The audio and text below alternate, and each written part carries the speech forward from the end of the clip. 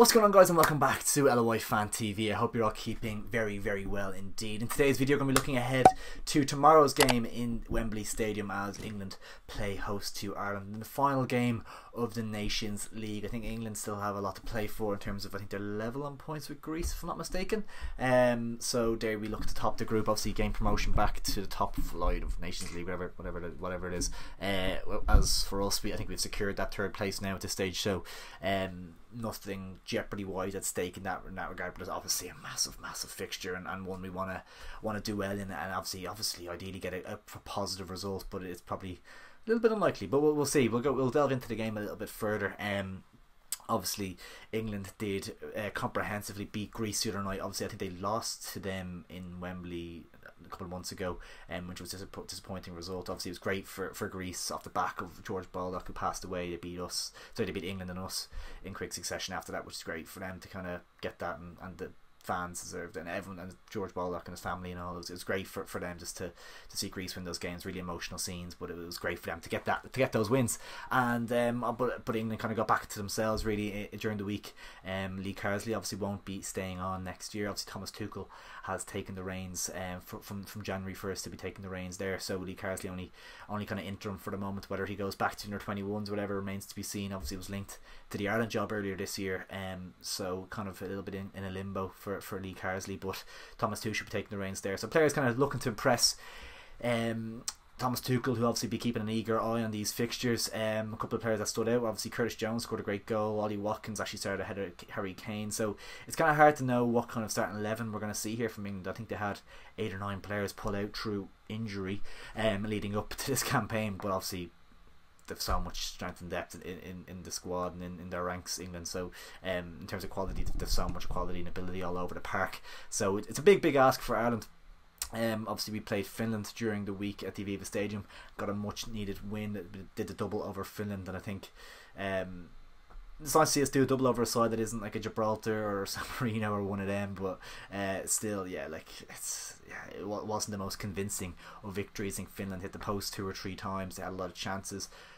We weren't great, we weren't terrible. A lot of things to work on, a lot of learnings from that one for Heimer and his staff. So yeah, it'd be interesting to see how he approaches this one. I think against these top nations we need to find a way to play that suits us, and I think that could be a little bit more of a defensive structure, maybe a 5 at the back. So I hope he does experiment with that. I think we looked a little bit light in midfield against Finland. I think Cullen and Knight just didn't have the wherewithal to kind of just the two of them there. They looked a little, not lost, but they were kind of ran around a little bit, and Finland, they got a lot of chances off the back of that, just in terms of having that extra body in midfield. I was very intrigued and kind of liked the look of that strike partnership of Schmodjiks playing off Evan Ferguson. I think that's something that we need to try and build on and try and keep going in this game, so I hope those two kind of stick it out. We'll get into our kind of starting 11 lineup and prediction in a minute or so, but yeah, I think there was definitely a lot of learnings in that Finland game. It wasn't the most comprehensive, confidence inducing win in the world, but a win nonetheless, and it secures our place till the playoffs. Obviously playoff game in March, I think, which hopefully we'll win as well, so to stick in Group B or whatever, League B of the Nations League. So yeah, to get the win was the most important thing, because for so long we've been talking about performances don't matter, results are all that matters, but you kind of want to see performances as well, don't you? So it's a kind of a catch-22 there, but we'll jump into our starting 11 predictions anyway. I think in goal, he picks himself, isn't he? He's borderline world class nearly. Obviously Liverpool haven't been missing him at all with Alisson Becker out injured. It's Caoimhín Kelleher, of course, will keep his place. I think he took a little bit of a knock after saving the penalty against Finland on the head.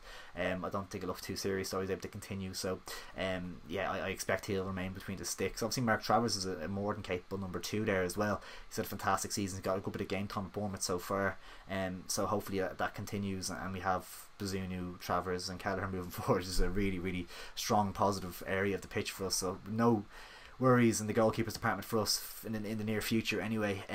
I would go with a back 5 here. I think we need to adapt and take learnings from that last game, and obviously playing against top nations, you need to be kind of structured and need to kind of be hard to break down and hard to beat. We're going to be doing a lot of defending here. You won't have much of the ball.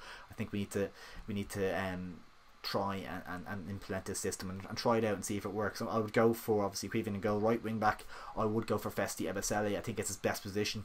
I think on right back at a back four, I think he likes to get forward, but as a winger I'm not overly convinced on him either. I think he's a good player, very solid player, and he's looked fantastic, but I think right wing back is that perfect position for him in terms of that hybrid role between right back and right wing. So I think that's perfect there. At left wing back, I'm not too fussed, to be honest. Callum O'Dowda, Ryan Manning, it's much of a muchness really. I think he might go with O'Dowda though, so I'll pop O'Dowda in there. He looked okay against Finland, so I'll pop him in there. Manning will probably get some minutes off the bench. Back three then, I'd just tuck Dara O'Shea inside.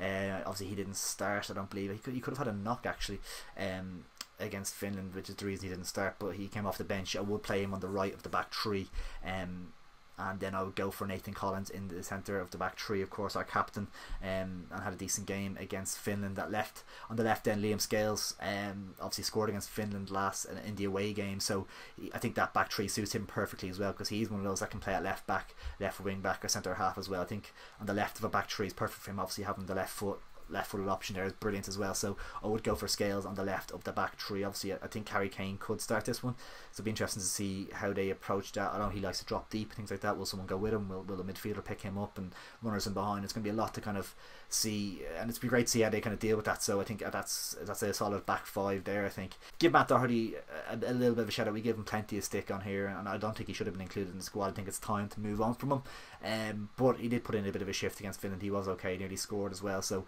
if he did start, I wouldn't be overly shocked at right wing back or at left wing back. I wouldn't be totally shocked, but I would leave him out just to try and build for the future a little bit, to be honest, at this stage. Then I would go for a midfield two. I think I'd go with Cullen and Knight again.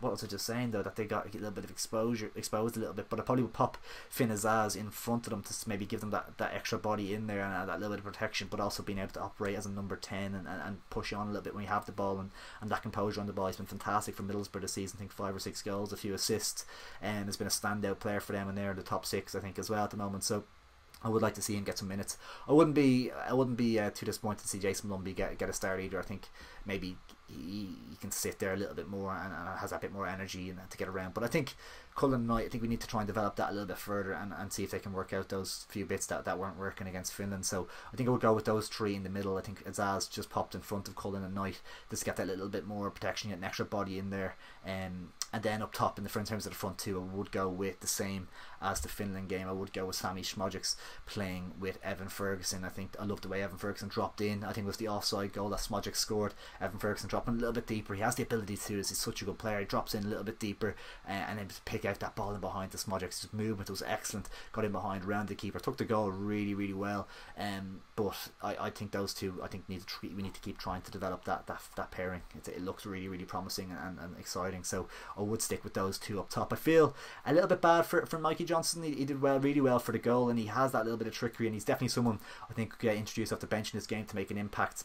I just think O'Dowd and Festi to give us that little bit of width going forward, but to also have that bit of a defensive solidity as well, I think could be huge. So I think I would go with that starting 11. But guys, let me know down in the comments below how you think this game is going to go. It's obviously going to be a very, very difficult game. Obviously England beat us 2-0 in the Aviva Stadium last time out, so they'll be very, very confident coming into this off the back of a good win as well. Maybe they'll rotate a little bit. They probably have the luxury to do that with a lot of quality players throughout that squad, so I wouldn't be surprised to see them rotate a touch. But I think we can definitely give them a game here, and it'd be great to see us nick a draw or something.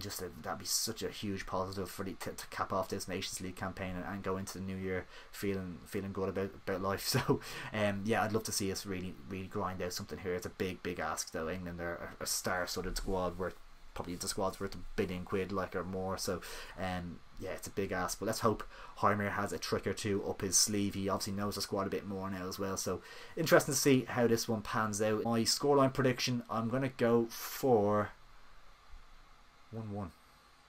Hugely confident, hugely optimistic, but listen, it is what it is. We have to back the boys. Come on, let's go. 5 o'clock tomorrow in Wembley Stadium.